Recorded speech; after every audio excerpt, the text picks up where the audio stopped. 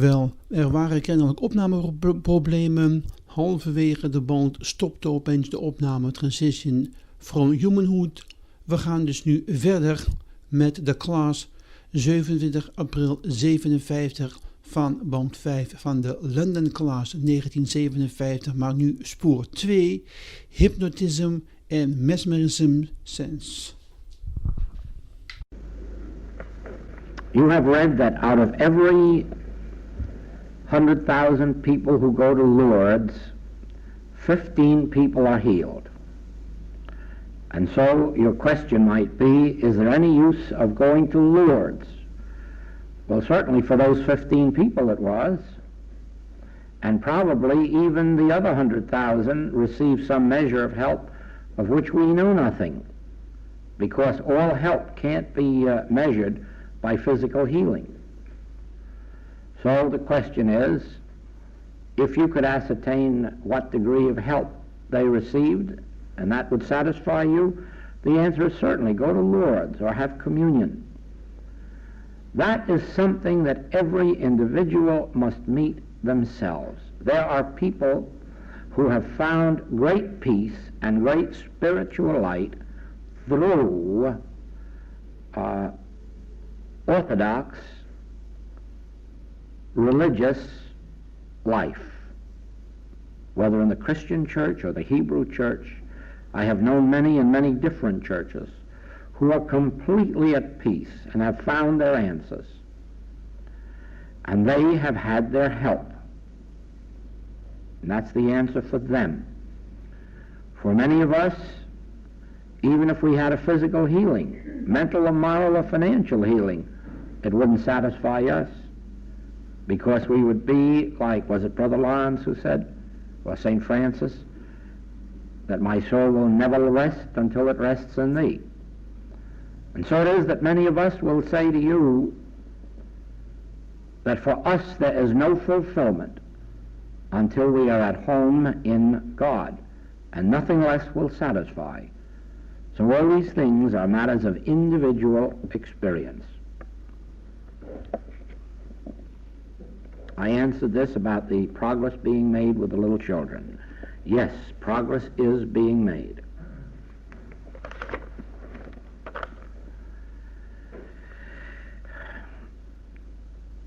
Two friends have committed suicide, and what happens to the souls of those who take their own lives? You are coming into the realm of conjecture, and there's only one answer that we can be absolutely sure of, and that is this, that each individual, whether on this plane or another, has to work out their own salvation until they find themselves at home in God. Now, whether you work out your problem on this plane and face every difficulty as it comes up until you find yourself at home, or whether one finds that the struggle is too hard and commits suicide, they still have to work it out. Nobody's going to go to heaven just because they shoot themselves. That's certainty. Each one still has to work out their own salvation, and the more problems you give yourself, the harder it is. So the best thing to do is to be satisfied those you've already got are hard enough. Don't take any more on your shoulder. But nobody's ever going to be happy. Nobody's ever going to be content. Not if they demonstrate all the money there is, not if they demonstrate being president 4 times. Even then, they're going to die unhappy. Nobody's going to be satisfied with health. Nobody. In the end, everyone has to find an inner peace. Never forget that. The great of the world have not found peace. Uneasy lies the head that wears a crown, they say. And certainly that is true, that the higher one's human responsibilities, the less peace there is, unless they can approach their responsibilities from the standpoint of the Father within me, he doeth the works. You know, someday the presidents of the world, the prime ministers of the world, whoever the great leaders of the world are, must all be men and women of deep religious bent. Otherwise there will be no hope for humanity, because the problems of the world are going to be solved by the religious practice of finding oneself in God. There are no such things as treaties to solve anything but temporary problems. You probably read in the paper this morning that the question of treaties or new agreements with Russia came up. And the article, the editor brought out that so far Russia has never honored a single written or spoken agreement. I know, but who has? Who has? Isn't that the history of the whole world of governmental affairs? Broken treaties, broken covenants, broken words. Oh, probably not to the extent that Russia has, but enough to keep the world in turmoil. Every nation is guilty of it. Every nation has been guilty of it. There hasn't been a pure nation on the face of the earth. And there never will be, as long as their reliance is on material power. There never will be. They all have to deviate. That's the lesson that we're learning from the news in the paper right now.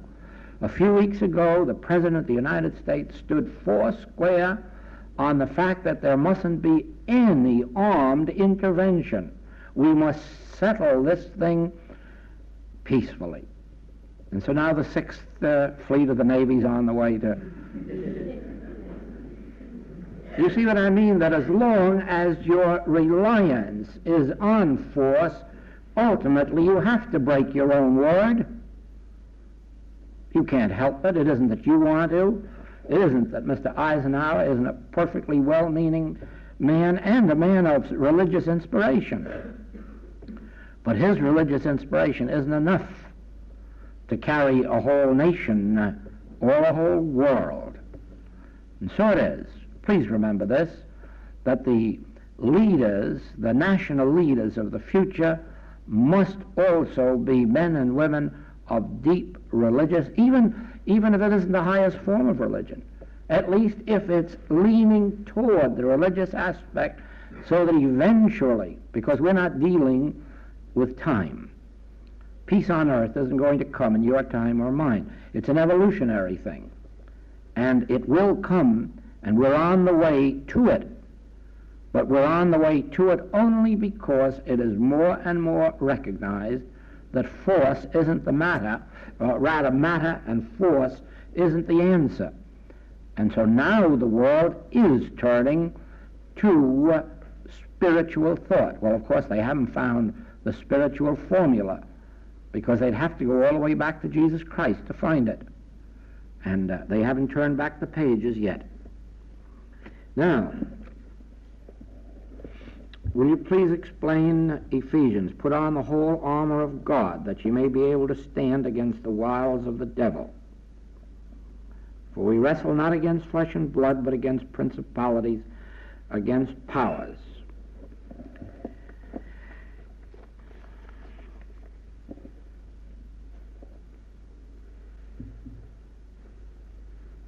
Probably on the understanding of that passage rests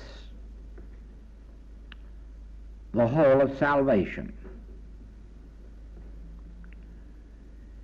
If you only knew it, our enemy is not Russia or communism or NASA, and it never was the Kaiser or Hitler. No. If those were our enemies, most of those have already been overcome. They've been overcome, they're out of the way, and we're still in trouble. And for every one that goes, a new one springs up. So you see, they never were our enemies. Our enemy is universal hypnotism, a subject that is absolutely unknown these days outside of our work. Universal hypnotism is the cause of whatever ill that you are suffering from. It isn't anything wrong thinking that you're doing in your mind, or that your parents did or your grandparents did. It isn't the tyrants of the world, because all of the 99% of the tyrants of the world are now dead. But tyranny still goes on. Behind this world of appearances is the one devil, and that is a universal hypnotism that has resulted in the word I. I, Joel. I, Bill. I, Mary. And the minute that word I comes in, and you'll find this back in the book, The Infinite Way, the only devil is I. The only devil in all the world is I. Not the I which is God, but I, Joel, I, Bill, I, Mary. Why? Because I want something. I need something. And at first I'm willing to work for it. But if I don't get enough of it that way, I'm willing to lie for it. And if I don't get enough that way, I'm willing to steal for it. And if I don't get enough that way, I'm willing to kill for it. All because I must be fed. Fed either with food or glory or honors or more land. I was thinking yesterday, we were driving past one of your great castles where one of the great kings lived. I don't know whether a great king or not, but a king anyhow. And in his day there was a constant warring, because I have pictures in my mind of those heavy armored things that they wore going in and out. And as I was thinking of the date of that castle, I thought, my heavens, just imagine, back in those days there were almost nobody on this island. And here was this king and all his fellows going out to conquer some more land. What they were going to do with it after they got it. And don't forget this, in those days there were kings coming over here to conquer this. But they had lands even bigger than this. Do you not see what I mean, that it had nothing to do with men or times?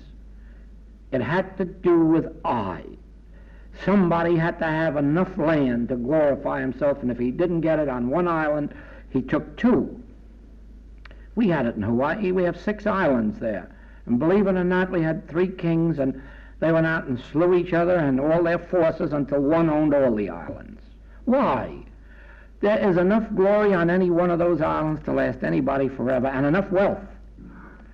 But did it satisfy him? No. I'm not going to be king of this island. I'm going to be king of all the islands. That's the devil. It's a state of mesmerism that results in personal sense. The healing of disease, once you understand this, becomes very simple. You never bother with the name of your patient or what disease they're suffering from. You go down to the roots. You lay the axe at the roots and you say, here, wait a minute. This is nothing but a universal mesmerism taking form as I. And then you get back to our great principle of one power in the infinite way. Since God is the only power, mesmerism, hypnotism, will belief, none of that's power, and you annihilate it. And that's where your healing comes in. It hasn't anything to do with whether your patient is suffering from rheumatism or unemployment. It has nothing to do with whether they're suffering from a right leg that's bad or a liver that's bad. Behind the whole thing is a universal hypnotism resulting in the word I. And when you know that, and then begin to analyze hypnotism itself and see that it's just a mental power that isn't a power, except where it's accepted. That's what constitutes the mind of a healer, the one that will not accept hypnotism as a power. Now let me show you what I mean. We have the illustration in our writings of the hypnotist who makes his stooge see a white poodle. And so we have our stooge, and he says, oh, I've got a white poodle. Help me get rid of him. Who is the only person who can help him? The one who isn't seeing a white poodle. The one who can say, why, there are no white poodles, that's just a state of hypnotism. That breaks the hypnotism. That breaks it. The white poodle is a decoy, and if you see it and try to remove it, you're hypnotized too. And if you're trying to heal your patient's rheumatism, or your patient's unemployment, or your patient's cancer, you're hypnotized too. And it's the blind leading the blind. When you can look at any form of sin, disease, death, lack, and limitation, and see that it isn't there at all, there's nothing but a hypnotized person in front of you, and then realize that, you break the hypnotism for them. That's the end of the spell. When you can deal with nothing but hypnotism. You'll find that in the writings. More especially, you'll find it in what we call the practitioner's chapter, the new horizon in the infinite way, in which we are taught, and that's our practitioner's Bible, that chapter, in which we are taught never try to improve humanhood. Improved humanhood isn't any more spiritual than bad humanhood. As a matter of fact, bad humanhood leads to spirituality better than good humanhood does. The good humans don't need it so much. But try to understand this. You are never dealing with rheumatism. You're never dealing with cancer. You're never dealing with lameness or polio. You're never dealing with deafness or blindness. You're never dealing with unemployment. You're never dealing with lack. All you're dealing with is the hypnotic appearance of those things bound up in a person called I. I Jim, I Bill, I Mary, I Joel. Now, once you see that sin, disease, death do not exist as form, you've conquered it. Now back to our story. Can a hypnotist make a white poodle? No. All they can do is create a mental image of it in thought, and then only to the person who is hypnotized. And so I say to you, there is no such thing as physical disease. There is no such thing as a moral disease. There is no such thing as a financial disease. For none of these have ever been externalized. And that's why the master could go up and touch a leper.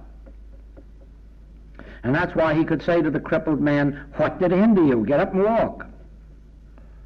For the simple reason that he wasn't hypnotized. But anybody that looks for a mental cause for a physical disease is just as hypnotized as the patient. Anyone that blames a patient for their troubles is just as hypnotized as the patient. Because actually, there is nothing present in the experience of anyone except that they're hypnotized. And the proof of it is that when you're dehypnotized, you wake up and say, well, whereas before I was blind, now I see. Before I was crippled with rheumatism, and now I can walk. 1921, the doctors gave me 3 months to live. It's been the longest 3 months they've ever counted. Why? Because the thing that they said was there and real was proved by a competent practitioner to be not there and unreal. What was there? I was hypnotized with the appearances of that day, with the beliefs of that day. That's all. And all the practitioner had to do was break the hypnosis by knowing it wasn't a power. Don't ask me afterward how you break hypnosis. I'm telling you. By knowing it isn't a power. Hypnosis can't create white poodles. Hypnosis can't create rheumatism. It can create only a belief in your mind that you have it. But the only thing that will get rid of it is breaking the hypnotism. Now be assured of this. That's why I said that after 1,002 cases, you'll eventually come to where you won't use the letter of truth, because there'll only be one letter of truth. You snap your finger at hypnotism, knowing it's not power. And wherever there's a receptive state of thought, you meet it. And that brings us to this. Will you please explain the meaning of the middle path, as mentioned in the Infinite Way Wisdoms? Yes. The middle path is when you're not trying to make a sick person into a well person, but you're looking right down the middle to their Christhood, which is the reality of their being. When you're not trying to make an unemployed person employed and then thinking you've done something spiritual, but when you look through the appearance to the Christhood of an individual, that is the middle path. That middle path is the way the Master worked. The Master wasn't concerned just with making sick people well, but overcoming the world, overcoming the whole world of even healthy people, so as to see their Christhood. He didn't ask his disciples, did they see a good Jesus? No, what he wanted them to see was Christ. And so it is when he said, even the devils are subject unto us through thy name. He rebuked them. That isn't what they were for, to destroy devils. They were to see that their names were written in heaven. They were spiritual beings. They were the Christ of God, the children of God. That's the middle path. Not trying to find a mental cause for a physical disease, not saying to your patient, you must be more loving, you must be more generous, you must be more tolerant, you must be more... That's nonsense. No, I won't say that. That's psychology. That's changing a bad human into a good human, if you can do it. It's been tried by experts. But when you can ignore the appearances of either good or evil, and always look through the appearance, through the mesmerism, through the hypnotism, and see the pure Christ, the light that every individual is at the center of their being, and the reason we're here, struggling to have that light come through. That's why we're here. It's the only reason any of us is in this room.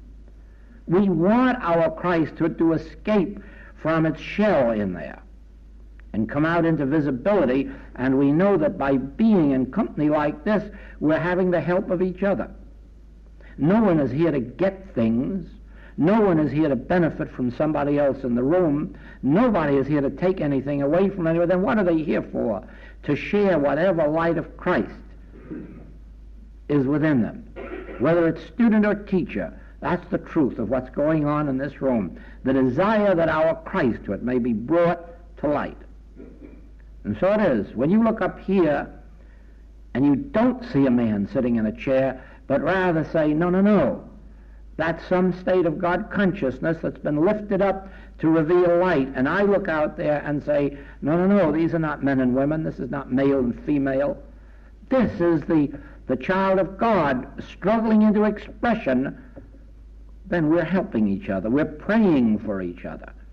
And where two or more are gathered together, we're going to succeed. It isn't going to be quick. It isn't going to be overnight. When it does come, it's going to come in the twinkling of an eye. When it does come, it's going to come in a flash.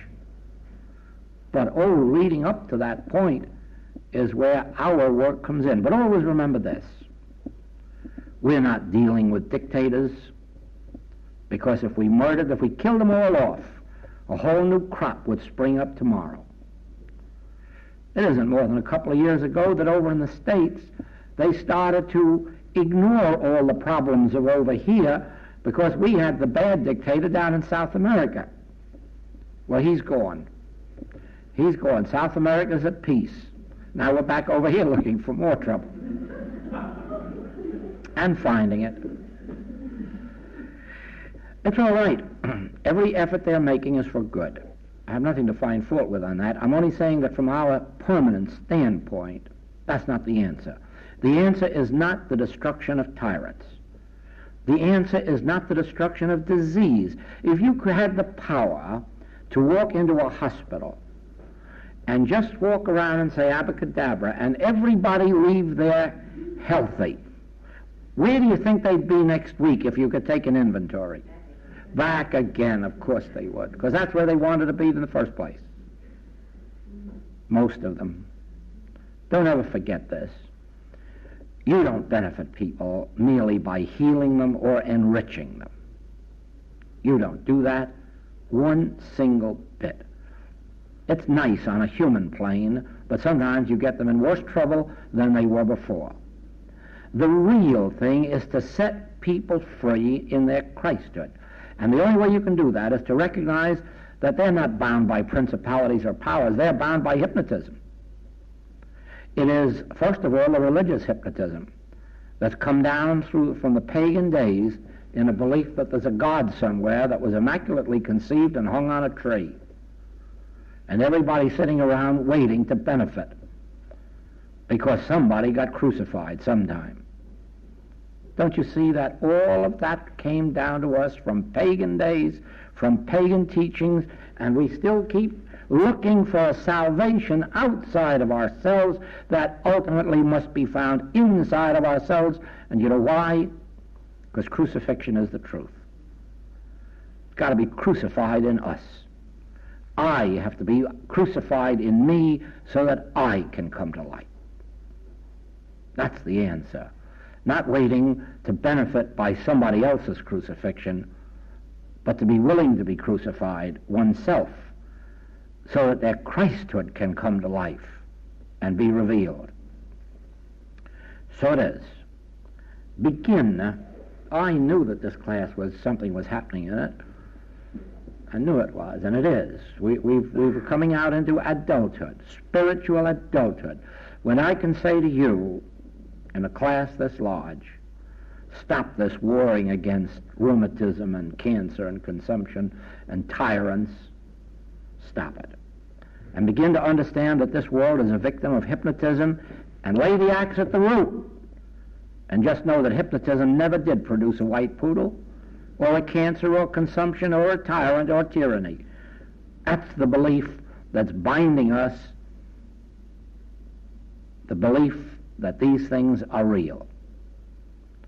Now, we are the only ones who can meet the world situation because we are not going to war with men or sins or diseases. We are going to realize that behind all of this trouble in the world is the hypnotism that results in the personal sense of I. And we're going to know that hypnotism isn't a power. It's only accepted by the deluded. And the moment we realize that since the I of me is God, I can't be deluded. There was a time when aviators were captured and hypnotized to give answers, and one of the solutions found was to teach these men that when they were captured, or if they were captured, to just keep remembering 2 times 2 or 4. And that works.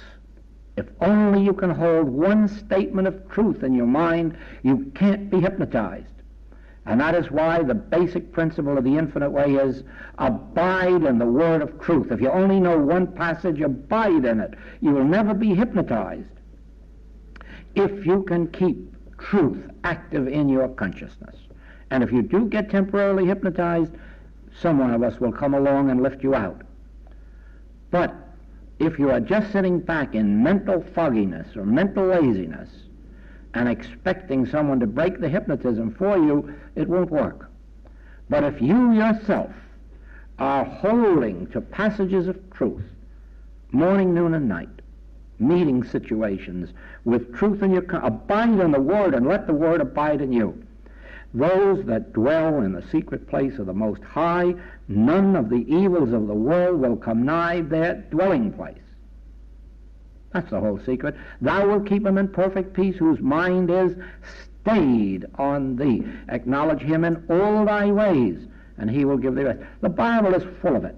Keep your consciousness filled with statements and realizations of truth, and you can't be hypnotized with error. If you know 2 times 2 is 4, you can't be made to accept 2 times 2 is 5. If you can be made to understand God is the only power, nobody can hypnotize you. Because you won't give power both to God and hypnosis. It's only when you have to... Why do you think we stress page after page after page that there's only one power?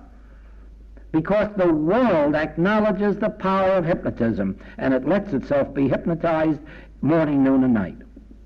One day it's with a fear that... Well, didn't we read in this morning's paper here? They have a remedy and a prevention for polio, but if they give it at the wrong time, the puncture will make you have polio.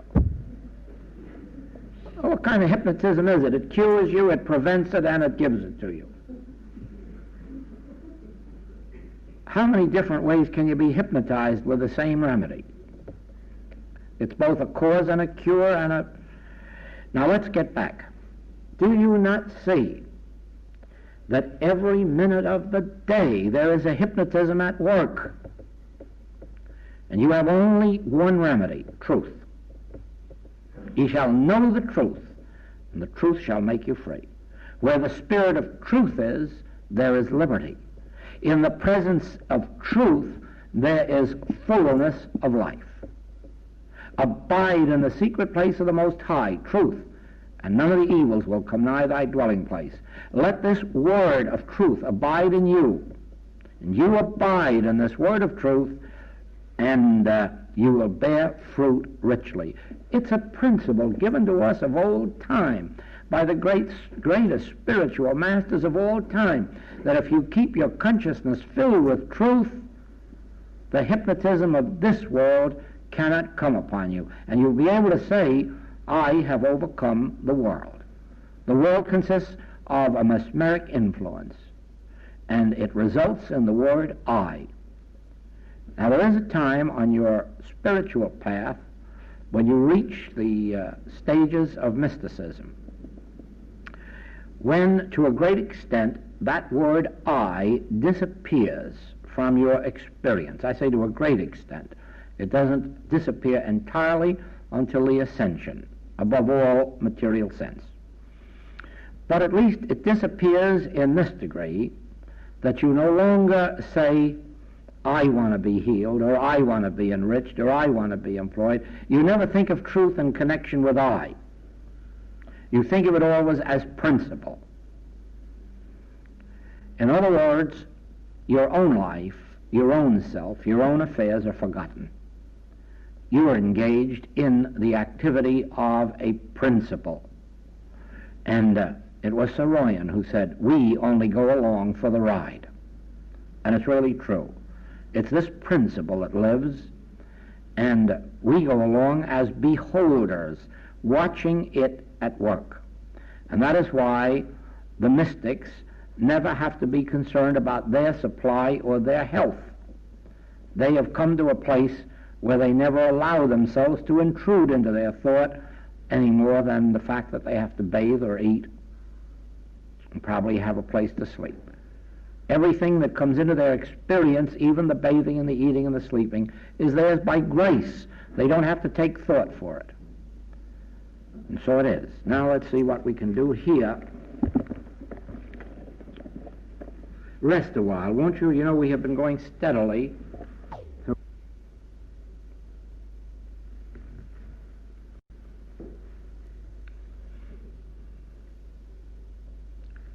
And so as we are faced with the problems of everyday living, whether on a personal scale, community scale, national or international, let our quick remembrance be this.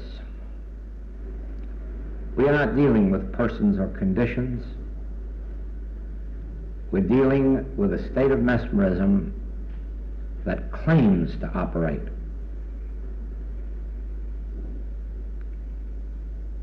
As discord, inharmony, injustice, sin, disease. But hypnotism can produce nothing more real than a mental image and thought. It can't produce a person, a condition, or a thing. It is in fact nothingness in light of the fact that God, the light of my being, is the only power.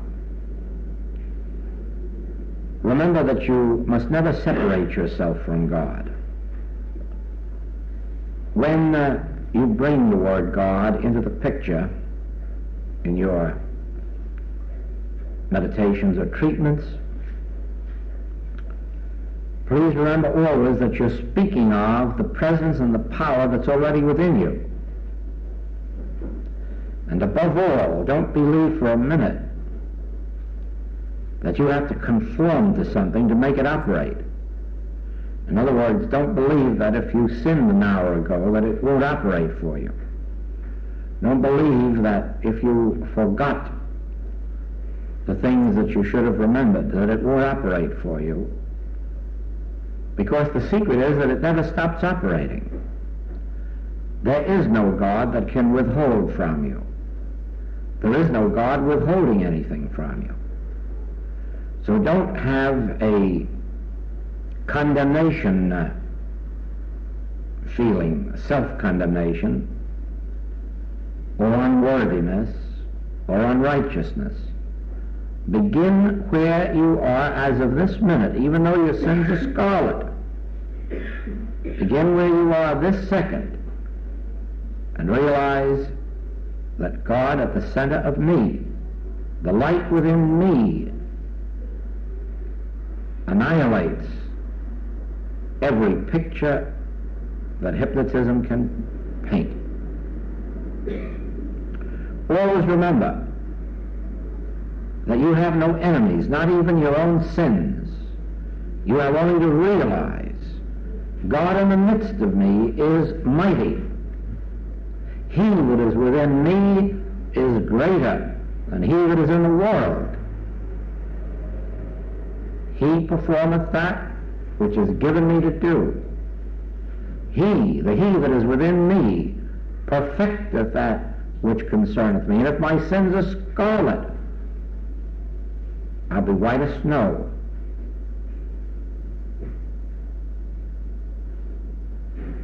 I have no enemies, because now I know that never in all this world has there been an evil man or woman. As Paul said, the good I would I do not lie. Not that I sin, but that I find a sense of sin in me. Certainly, this world-old belief of a selfhood apart from God. Don't fight people. Don't fight conditions. Don't fight sins. Don't fight diseases. Sit back. The Lord at the center of my being, is my shepherd. I shall not want. He leadeth me beside the still waters. He maketh me to lie down in green pastures. For the Lord is my shepherd. He knoweth my needs before I do. It is his good pleasure to give them to me. Even to the prodigal son, even to the woman taken in adultery, even to the thief on the cross. It is his good pleasure to give me the kingdom. And in giving me the kingdom, all the product, the results of hypnotism are wiped out. No longer do I war with people or things or conditions. Now I sit back and rest. Thank thee, Father, thou hast shown me the truth. There is no sin. There is no disease. There is no death. There is a hypnotic suggestion, and now I know that hypnotism can't produce people or things or conditions, only illusions. Now I shall not fear what man can do to me. For I know there's only one power. Yes, my doctor just said to me that this condition can't be cured. But the Hebrew said to their master, the enemy that's coming against us is twice as big as we are, and better armed. And he turned around and said, they have only the arm of flesh. Nothing. And so you can say to your doctor, that's right, that's your human wisdom. But all you've got is human wisdom. But the Father at the center of my being is a divine power, and it is the only power. Certainly, the world says, I haven't enough education. I haven't enough experience. I haven't enough opportunity.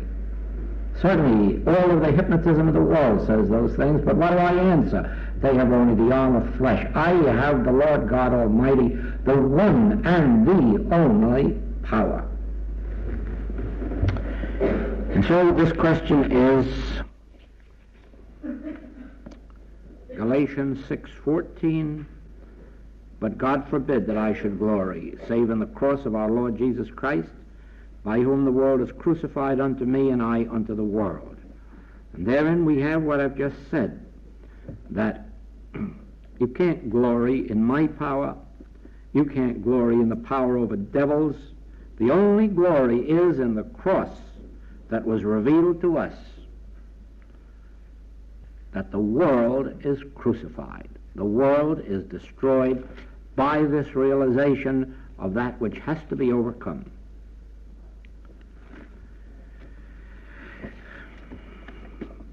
James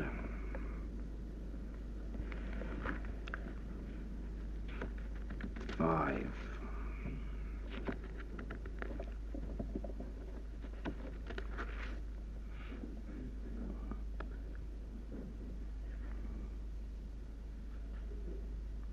And the prayer of faith shall save the sick, and the Lord shall raise him up, and if he have committed sins, they shall be forgiven him.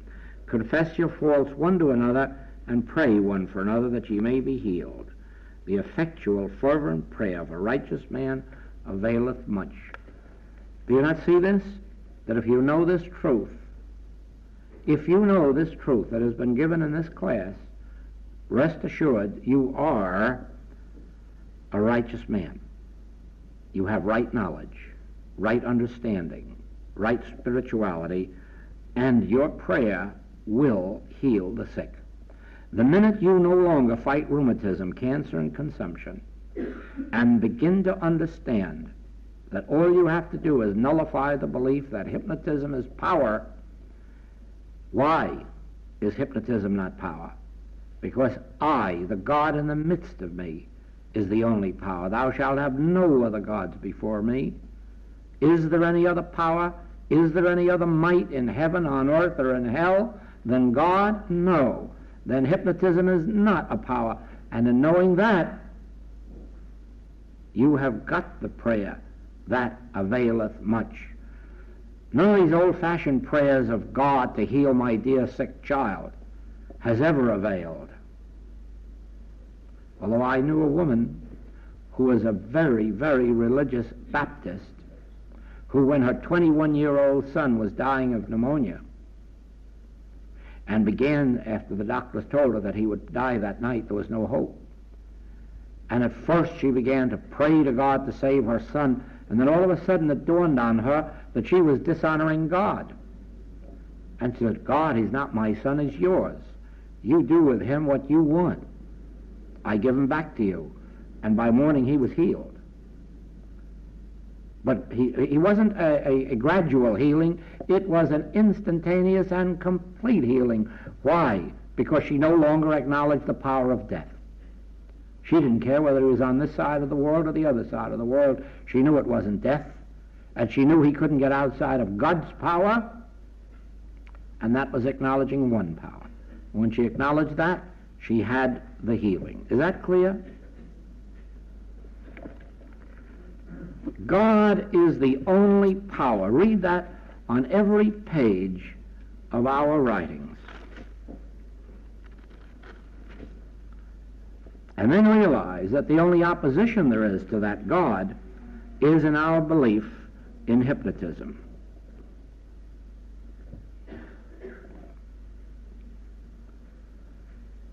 He that believeth on the Son of God hath witness in himself.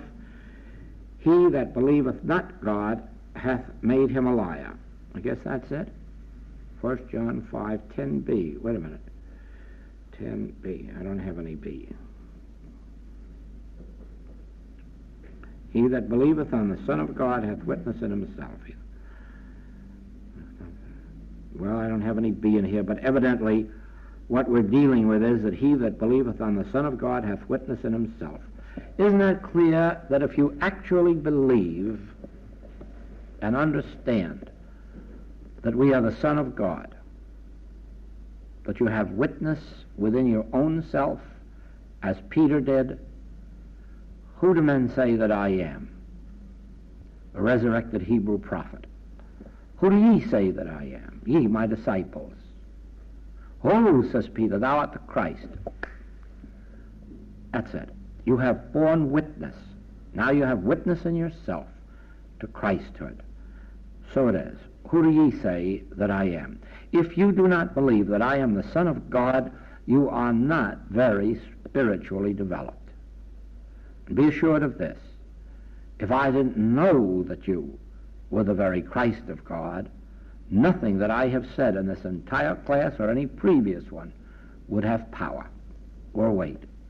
The only weight my words have is because it's backed up with a conviction that you are not men and women as you seem to be, but that you're the very Christ of God, and that you will come to that realization in proportion as you refuse to let yourself be hypnotized by appearances.